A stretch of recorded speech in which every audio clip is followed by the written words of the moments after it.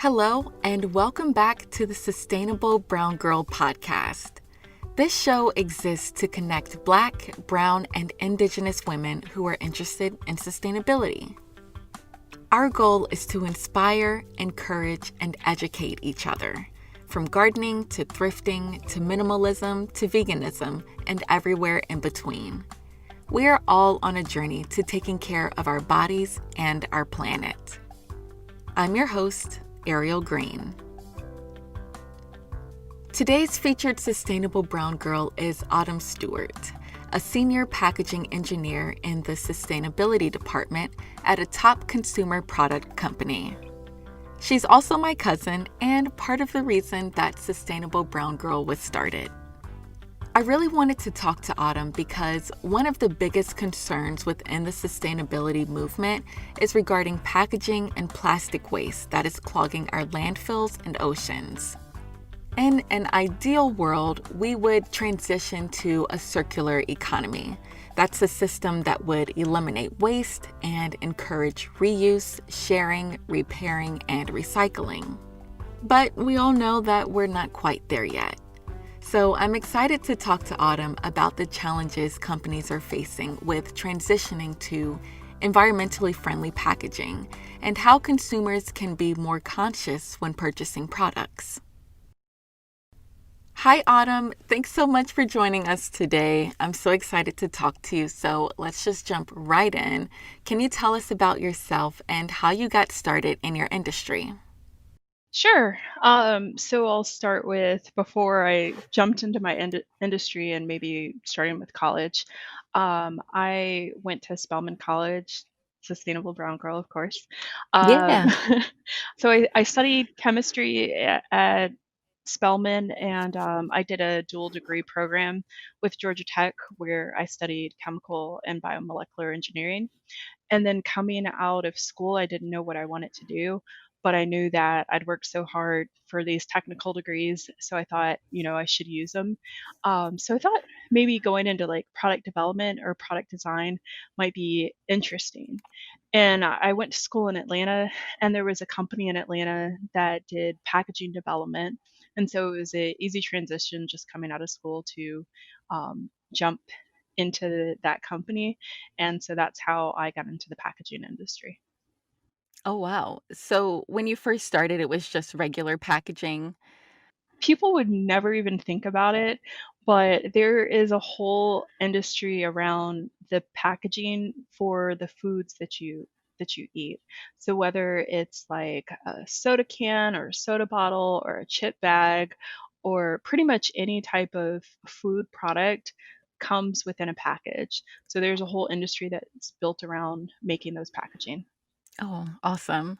What made you go into the sustainability department?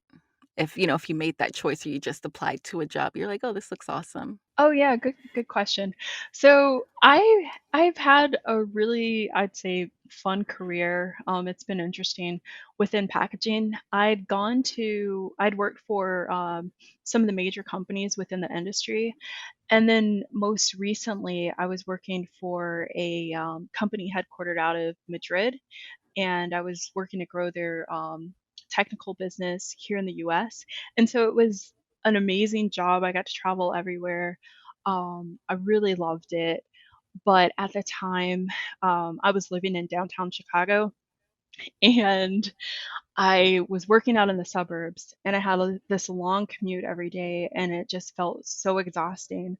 So I had said, you know what, I want to get rid of my car, and I want to walk to work.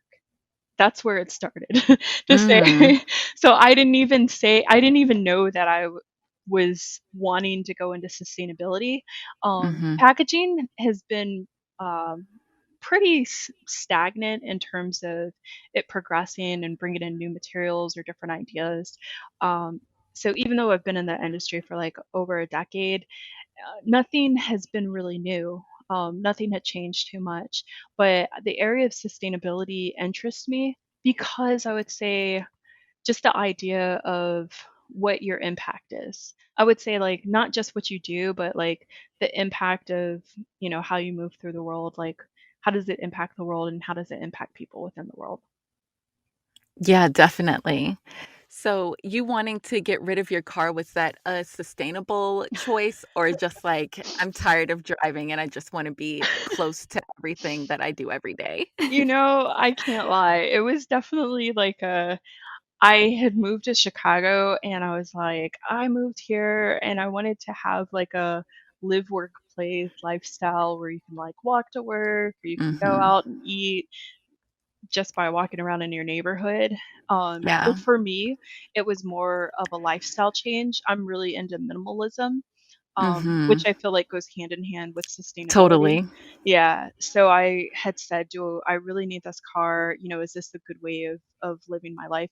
And then I really feel like this was like I don't want to say like God ordained, but you know how sometimes like a door opens and it's just Yeah. the door that you're supposed to walk through. So Mhm. when I started looking for new jobs, I felt like this one just came to me, and it didn't even feel like I was interviewing. It was more like, hey, welcome. Let's go through the formal process and check the boxes. But I Wow. feel like I was really prepared for this. So in the past, even though worked in the packaging industry on all sorts of different projects, I'd had the experience of working in like in a couple of projects that had an impact on sustainability. So, for instance, if you think of Girl Scout cookies, right? Girl Scouts Yeah. sell cookies. Well, Boy Scouts sell popcorn. Right. Right. So for like over 50 years, the Boy Scouts had been selling popcorns in these tin cans, Mhm. and they hadn't had a change to it. And so I worked on a project to actually move them out of the tin cans, because if you think of the weight of those cans compared to something of like a flexible pouch. So that was like an example of like down gauging, use only what you need, but also changing materials along with it to help significantly like lightweight a package. I'd also worked with one of the major yogurt companies, and they're a global company. So what's happening in the United States, we're really delayed and kind of behind with what's happening in Europe. So they had already started to make adjustments to their packaging so that it was more sustainable. So I worked on a couple of projects with them to help make their packaging like lighter weight and also like reduce the amount of chemicals that were in it. So Wow. it was like an easy transition, like, oh, this is what I've done. But coming over to like my latest company, what I loved about it is it wasn't just to say that I'm working for a company and working on packaging. My sole job is sustainability. Like I live, Yeah. breathe, and eat, and it's everything sustainability, from like compostable, biodegradable, recyclable, reusable models. It is very meaningful for me. That's awesome that you were able to find a job that aligns with your lifestyle. That's super rare. Yeah, and I was able to get rid of my car. It was so Yes, awesome. seriously, It, that's amazing. it's kind of crazy too. They have a shuttle that like picks up 4 blocks from my house. So if I don't feel like walking, I can just hop Mhm. on the shuttle. So I was like, Yes. coming there, it was like rainbows and like waterfalls. Like, Yeah. dude, literally, I'm telling you, like not figuratively. So I think it was like Pride Month or something when I went to interview. Mhm. So they had like little rainbows all over. And Oh they my have like gosh. the main building, like the innovation center, has a garden in there and everything, and like a fountain. Wow. And I was like, oh my gosh, I need to be here. Yes. It's like the best Right? place. Yeah. Perfect. Back to the sustainability and packaging. One of the biggest complaints that circles within the sustainability movement is the use of plastic packaging. And you're actually the person who introduced me to the Ellen MacArthur Foundation, which Yes. is the charity that's working to accelerate the transition to a circular economy. So, what does that mean for consumer product companies? Good. That is an excellent question. So the first thing that you have to think of when we say the circular economy is the goal, we have to understand that we're not there. And so if you think of where are we today, we're using a take, make, and discard model. So we're taking resources from fossil fuels from the earth that are not sustainable. They're oil derivatives. They get processed into some sort of plastic that has all these great properties. That makes food last longer, keeps it fresher, it's able to solve a lot of issues in terms of hunger and like food storage and shelf life. But when we're done with it, we haven't thought about what happens at the end of life. So, best case scenario, we throw it in the garbage. Worst case scenario, it gets, tossed on the ground somewhere, maybe in a river, and potentially like ending up in the ocean. So, Mm-hmm. moving to a circular economy is to say, how do we take that flat economy where we're taking from the earth and then throwing back into the earth in a negative way? You look at the beginning of life, we say from the cradle to the end of the life to the grave. So if you look at where can we change where we're getting our materials from. So right now I was saying we're using like fossil fuel based polymers or plastics. We can change that and we can use bio-based plastics. So plastics that are made from like sugarcane, that are made from corn, and then also we can use recycled materials um, instead of virgin materials. And then if you think of end of life, instead of something going into a landfill or ending up in the ocean, it can be recycled so it goes back into that circular economy model. Or maybe it can biodegrade or it can compost. So, what are some of the challenges around that? Whew, so many.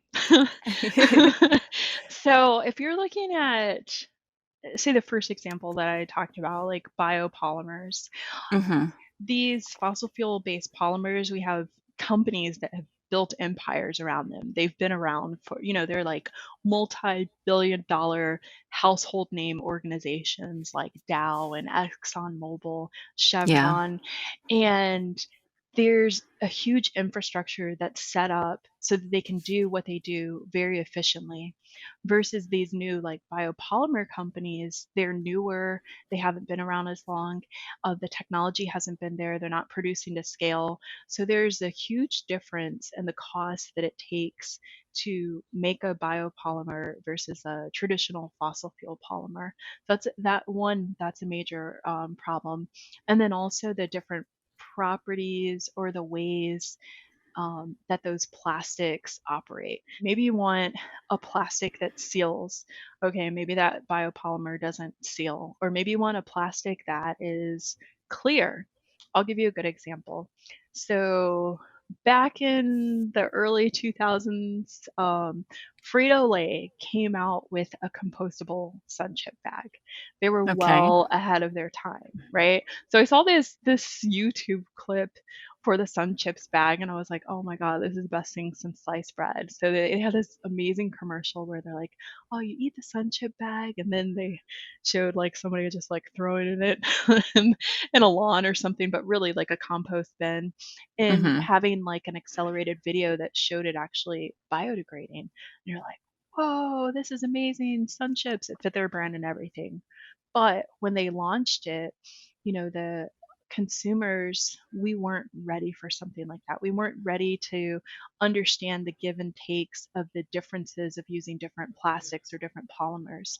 So there was this huge complaint to say every time that I, try and sneak some chips, it's so noisy and people can hear me eating the chips. And I don't Yes. want people to know if I'm eating chips in the middle of the night. I'm trying to hide this from my friends or my kids, Right.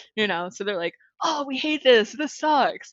And I'm like, are you Mm. serious? Do you know how much like development and like how like what huge progress this is to have, a compostable chip bag? But that's the other challenge around that is like there's going to be different properties, but you know what is the consumer perception going to be around it? It's going to be different. Are people going to say this is different and I hate change and I don't want it? You know.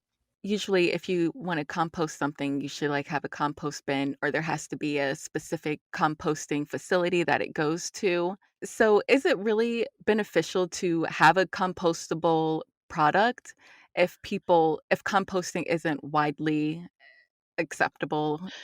That is such a good question.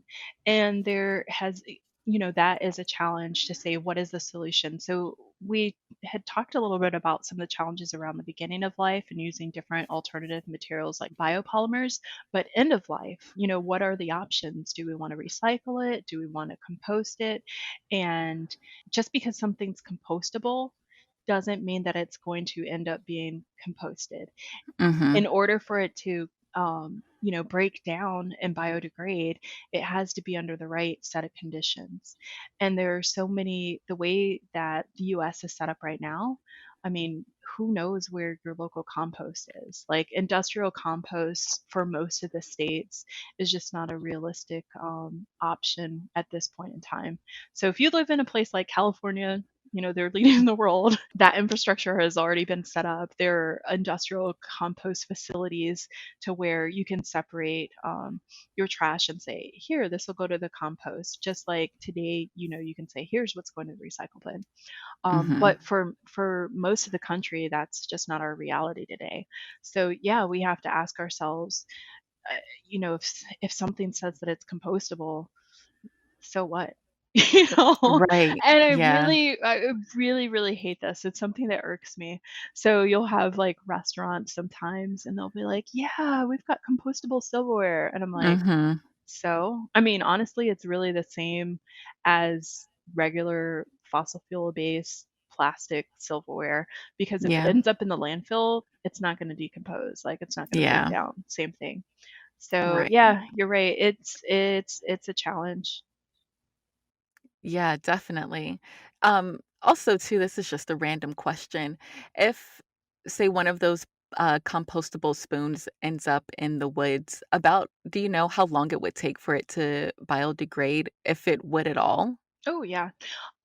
So when you think of biodegrading versus composting, everything biodegrades at some point. Like Okay. people biodegrade, Yeah.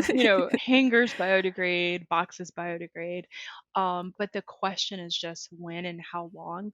Mhm, So for those spoons, I'm not sure. Typically, it's a combination of, UV light, what the temperature is, what the time is, are there any like microbes in that environment?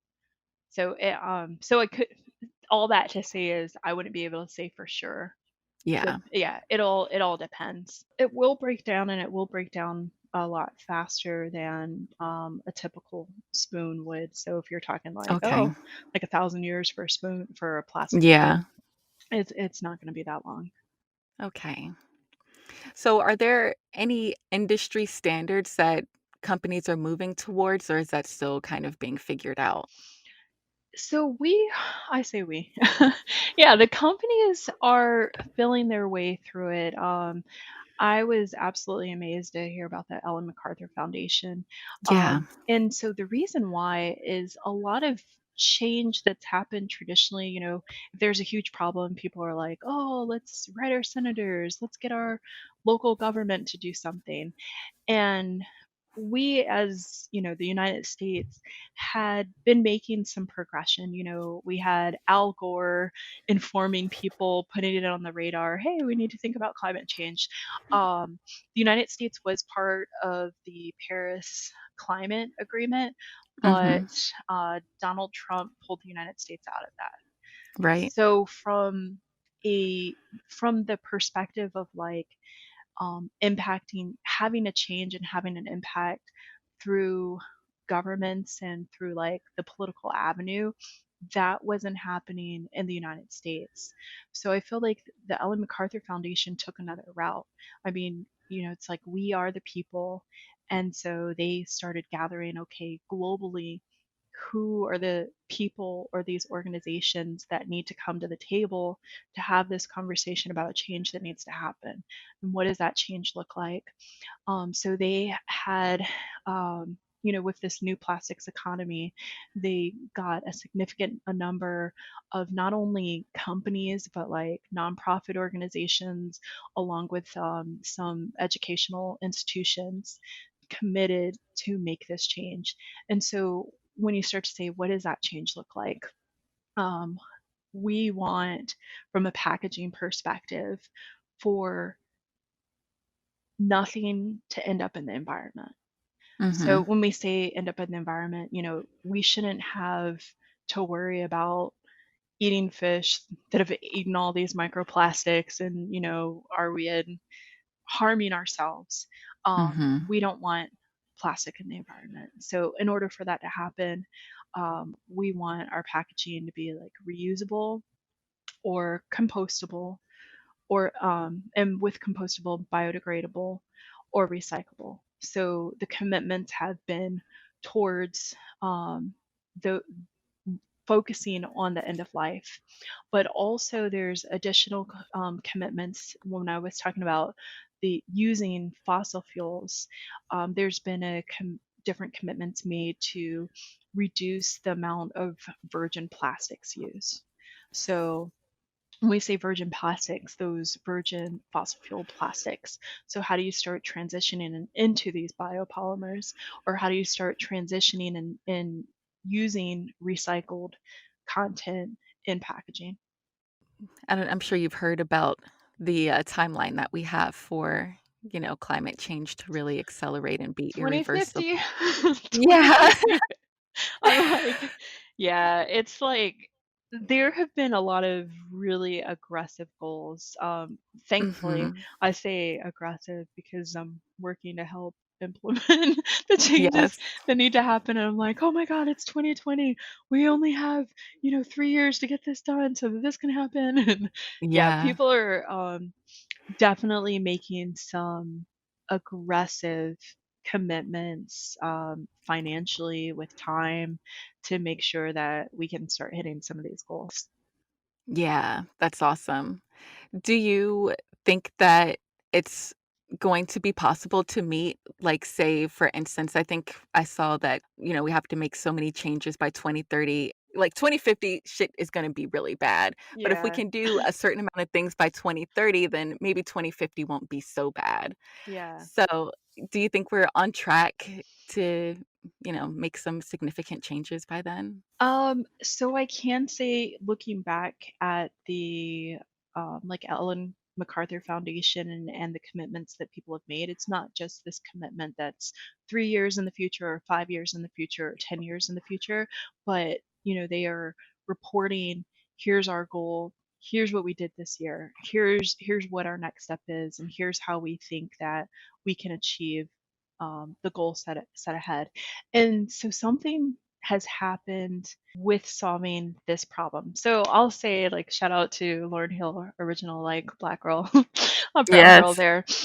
She has this song called like Everything is Everything, right? Mhm. And I just feel like that is so true, with everything that's happening with sustainability, and how people are addressing the problem. So, I talked about how people in different organizations, government is working with industry, is working with grassroots groups, which will work with, like, actual people to help educate them to say, here's what we need to do.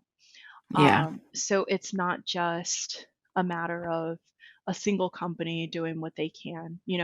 That company is working with their suppliers, who's working with their suppliers, all the way down, the supply chain. And they're also working with their customers, who eventually work with the consumers. So, like you and me at home, to say, what is our part? And so to meet these goals, it's like I said, it's kind of like everything is everything. So we ourselves can be a part of, these companies meeting their commitments.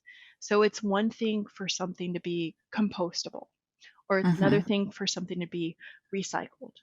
if you don't recycle, like, what, it's like, what is all this work for? So it's Right. like, if I've done all this work to like change everything, this whole portfolio, hired new teams, switched the entire portfolio to make it happen, but people don't do their part, Mhm. then we're, you know, everybody has a role. Like, we all have a role, and part of that is, what's our responsibility in this. Yeah, definitely. So, I did Plastic Free July last year where you Ooh, don't, or, you try not to consume any plastic. And I learned that that is everything. very hard. Yeah, Yeah. it's so hard. What'd you think? Yeah. Yeah. I mean, people have done it and I know people are doing it, but for me and the type of lifestyle that I want to live and enjoy, I want to be able to go and get takeout. I want to enjoy a candy bar here and there. Right. So it's like it's difficult to be like I'm not going to consume any plastic, but of course you want to be responsible and you want to encourage companies through your purchasing habits, that I want you to make changes. So really, what do you think is the best way for people to make their voices heard with, what they want from companies, or, what can they do to help companies change? Good question. So, and I do feel like my opinion, I have a legit opinion on this, being Yeah, as I've worked in plastics for like my whole career. right. Um, I would equate a plastic-free living or a plastic-free lifestyle to like the lemonade cayenne pepper diet. Mhm. Like, Mhm. it's just, it's not realistic, Yeah. Yeah. it's just not realistic. But if it can maybe work as like a catalyst to have you start to have a different type of awareness of how are you impacted with plastics in your life, and now Exactly. how can you make a smarter change, then Yeah. yes, it's worth it. Yeah, so like if you go on that lemon pepper, or excuse me, lemonade cleanse for like, I don't know, 3 to 7 days, and then you say, okay, I'm not going to eat like a Whopper or like a Big Mac. I'm gonna Right. eat some fruit instead. So when you say how can you make that change, I would say it starts with what we call like conscious consumerism. So Mhm. we all have, um, we have a responsibility, you know? We have a Yeah. responsibility to know where our products are coming from, what went into it, and where are they going. And we live in the age of information now. So this is the best time for all of this to be happening. So you could, everybody has a cell phone, a lot of companies have QR codes, a lot of companies are building information, into their websites so that they can educate consumers. So there's this whole trend of transparency within the food and beverage industry. So now people, like, if you go into Whole Foods, you're like, oh, my cow came from this farm, which is located here, and it's Uh-huh. pretty much that same idea with any product that you buy. What is the type of, what are the type of materials that are in that package, and then what are you supposed to do with it? So here's the thing, though, companies are starting to make this easier for us. And I know like Walmart gets a lot of flack sometimes, by being this like behemoth company. But I'm really impressed because Walmart has started to change all of their packaging so that all of their products will have, an information on it, where it's a symbol called how to recycle. So now Mhm. that I'm telling you about it, you're gonna start looking for it, and then Okay. you're gonna start seeing it. You're like, "Oh, here it is." If I look, I mean, because if you think about it, like, if, we have this obesity crisis in America, and you're like, "Oh, people need to know the calories." All right, let's put that information on the package. So it's kind of like that same thing, but for the materials of the package and what you're supposed to do at the end of the life. So on the side of it will be how to recycle, and I can actually like send you a link to it because it might be helpful to just like point it out. Here's what a how to recycle symbol looks like. But it will tell you what the material is. So it might say paper, or it might say plastic, or it might say glass, or something like that. But then it will tell you, yes, this should go to a landfill, or it'll tell you recycle, or it'll tell you, compost. I think there's like a how to compost symbol as well. So for you as a consumer, you need to like I say we need to Mm-hmm. start paying attention. Do Is this recyclable? Like somebody Mm-hmm. who works in materials, they're going to look in a material and they're going to be able to say, "Oh, I know this is polyester. Oh, this is polyethylene." But if you don't work with plastics, you need something to tell you like what is it and what are you supposed to do with it. So that's the first thing, like have an awareness of what it is that you're buying. And then the second thing I would say is do your job. So your Mm-hmm. job is, if it's supposed to go in, I don't even say like in the trash anymore, like if it's supposed to go in the landfill, because that's really what the trash is. Yeah. Then you say, okay, this is going in the landfill.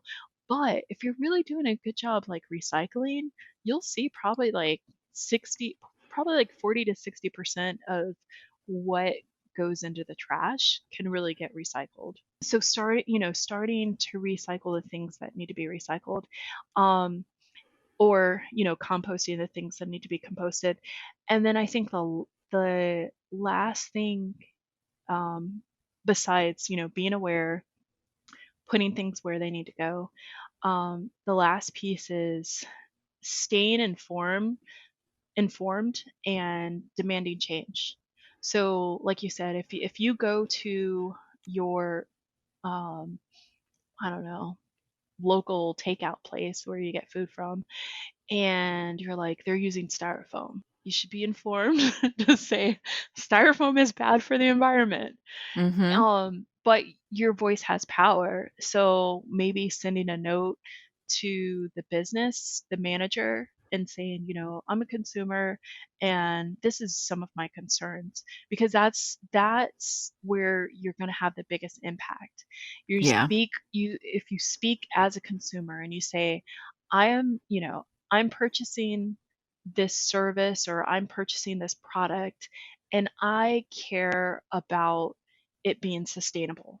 If you say those things, if I mean, we're on like Instagram, if look up your favorite products, suppose it's L'Oreal, and say, hey, I care that you guys have recyclable cosmetics, cosmetic packaging. They will take that into consideration, and they'll start changing how they make decisions, like business decisions. They'll say, our consumers care about this when they're making their purchase decision. Yeah, definitely. Because it seems like just deciding not to buy something, like, that's okay, but at the end of the day, I'm one person and, Yeah. they may not miss my $20 here and there. But I totally agree that by making your voice heard, even if it's just sending an email, sometimes it feels like that's not anything, Oh but no, it's huge. yeah, It's okay. it's huge, because most people, how like on a lot of packages they're like, any questions, complaints, and they have like a Right. number. I mean, think of Mhm. how many people call that number. Not that many. But Right. I've had projects that I've worked on. They're like, we had 10 calls, so we're changing it. Mm. 10. You know? Wow, So that's nothing. that is nothing. So I'm like, think if like, we started to organize and demand, not I would say like not demand, but maybe Yeah. that's a little bit strong. but Yeah. but but let Suggest. yeah, What you just voice your concerns. yes, like let people know, I'm I I would prefer this. Right? I would prefer something that's sustainable. I would be more likely to buy it if it was sustainable. Mhm. So it's like, if your competitor has an option that's sustainable, I might buy it over what I'm buying from you. So if they know that it will affect your purchasing decision, then the change will be made quickly. Okay, well, that's good to know. I'll definitely start sending more emails. Yeah. No, it's a big deal. So I kind of feel like you answered this earlier, but just to circle back, in regards to packaging, what can we expect from consumer companies in the near future? Oh man, consumer companies are running with like the speed of a cheetah to address sustainability as soon as possible. I mean, some companies have been responsible and they've been working on it for like decades. Hmm. Some companies are just now getting on board, but everybody knows that we need to get to this finish line soon and it's urgent and they're putting, money behind it to make sure that it's happening. So what you can expect to see, I would tell you when you go to the grocery store or if you're ordering online, start looking at your products and you'll start to see a change. So whether it's something like Unilever having, ocean bound plastics in their shampoo bottles, like you, or I think even Hellman's mayonnaise had like recycled content in one of their new bottles. Like it'll it will start to hit. You just have to start paying attention to it, and it's going to significantly move. So I would just encourage you, any product that you're buying, just as you would look to say, maybe, some people read the ingredients and say, oh, there's high fructose corn syrup in this. Start looking and saying, Hmm. what is this company communicating to me their responsibility for sustainability? Yeah, I going back to what you were saying earlier about Walmart, I have noticed, I don't really shop at Walmart, but some of the other products that I buy, I do Yeah. look at the back to see, because sometimes they have the little triangle that says what number plastic it is, Yes. but they've started to expand that more. I've noticed where it says, for example, a cereal box, it says that the box is made out of cardboard, it can be recycled, Right. and then the plastic bag that the cereal's in, you should just put it in your trash. So, yeah, I've definitely noticed that on some products, like you said, not everyone's gotten there, but it's definitely gotten much better in the last year that I've been paying attention to that type of stuff. Ooh, I have to give a just like a helpful hint. I don't think a lot of Yeah. people know this, and just because I've working on a project that's involving it. So you have curbside recycling, but you Mhm. also have storefront recycling. Right. Right. And I before I started working on this project, I had no idea about storefront recycling. So in storefront recycling, like a store like I'd say like Target or Whole Foods or Walmart, um, Publix. yeah, definitely Publix. They have where you can recycle plastic bags. Mhm. Now, this is for polyethylene. I think polyethylene is like number two recycle symbol that cannot be recycled curbside if it's if Mhm. it's if it's a bag. So if it's a film, it actually causes issues at the recycling plant. But if you see like a number two on like a flexible or like a film type bag, it should be storefront and in the plastic bag bin. Yeah, definitely. I've noticed that too. Also, at the Publix that I go to, they have a place for the, styrofoam egg cartons, Yes. so that's great. So let's transition a little bit. I'm interested, since we are sustainable brown girls, what what's been your experience while working in your industry as a brown girl? Oh, good question. So it started as me being the only sustainable brown girl or the only brown girl, period. Mhm. It was like, look to your left, look to your right. Oh, wait, we had an intern. Oh, no, we didn't. You know, for years and years and years. Whether it was my company or just the industry as a whole, I'd go to trade shows and I'd be like, surely there's somebody else. you know? Yeah, right. And it would just be me. And part of it was like the company that I started my career with, they were privately held in Atlanta. And I just don't feel like diversity was, I mean, not that I don't feel like when I worked there, diversity was not like a top priority for them. Mm-hmm. But the next company that I moved to, it was, at least in my bubble, the opposite. And part of the reason why I decided, like, I would say two reasons why I decided to work for that company. The first one is that I was going to report to a manager who was a Mexican lady. And I was like, Okay. what?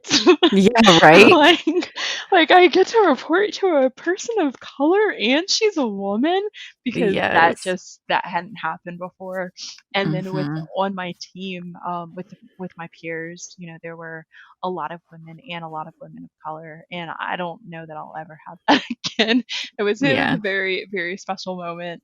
Mm. And then additionally, that company, I worked in their innovation center, and walking into the company, they had a room named after Marie Curie. And I was like, whoa. Wow. And George Washington Carver.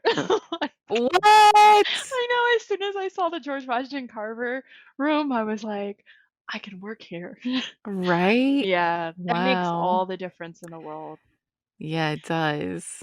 So I have to like comment on this a little bit, because it really does change how you feel every day, like being able to show up as yourself and not having to, like, I don't know, mask who you are so that people feel comfortable around you. Yeah, definitely. That's tough. Do you think it's important for people of color to live sustainably?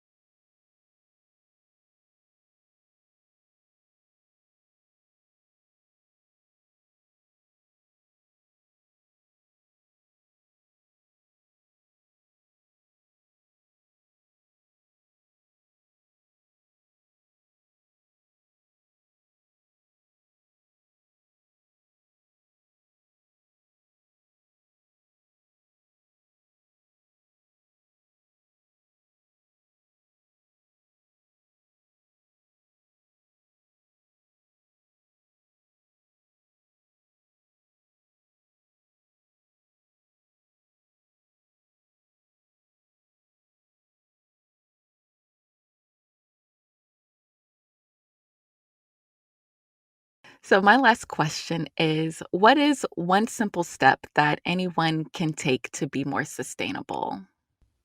Whew, one simple step.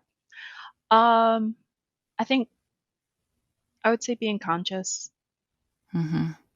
if there was one step. So when I think of being conscious, it's just being awake, being being informed, like, don't sleep, don't just walk through the world sleepwalking, like, wake up, you have something in your hand. Um, where does it go? you Yeah. know, you're driving a car, like, what does that mean?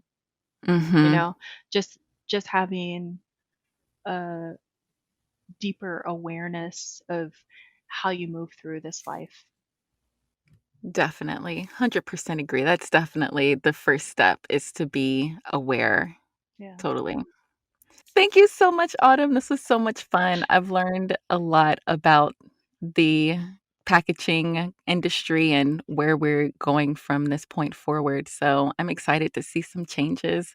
I'm going to Yay. be sending some emails, to get my voice heard. Good. I'm so Yeah. excited. Yay. Thanks so much for talking to us. Of course. And yeah, is there anything you want to share? Do you want, to shout out your Instagram or want people to follow you anywhere? Sure. You can follow me on LinkedIn. My name is Autumn Stewart. So I had a black mother, so I have an E on the end of my name, Autumne. and Stuart, like Stuart Little, Stuart. I'm on LinkedIn. You can also follow me on Instagram. I'm Autumn Elizabeth, so AUTUMNE, and then Elizabeth. Perfect. Thanks so much, Autumn. Really appreciate you taking the time to talk with us. Thanks, Ariel. Thank you so much for listening to this Sustainable Brown Girl podcast. Be sure to subscribe and share it if you loved it, and leave a review. You can find us on Instagram at Sustainable Brown Girl, and check out our Facebook community. We would love to have you there. Until next time, let's continue to make healthy choices for the health of our planet and the health of our bodies. Thanks for listening.